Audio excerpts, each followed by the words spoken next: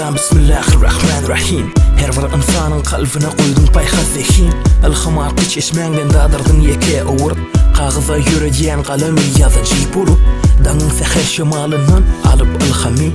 silyan yüzüme yanı doğan günü kirkim işine men wolf studiya kellede dörasi terler yazmana hulğyan çağı gülküsü yali ömrün bolsun şadiyan polat yali berk bolup rap koyan yadıma dayxan qalla yığnayışı yali ilham yığnayan pek yazım yaxşı dey bu sözler akıp dinmaya adıma qıssa dey çekeyin qıssani gülüm adıma qıssa dey dostum dinleyin senem bu sözler şifa olsun becermene derdini Tiviğat içilli bu tanrın zihin derdigi Bu sözde can bar, damarda kan bar Beyninde an bar, kulağında han bar Hanı bol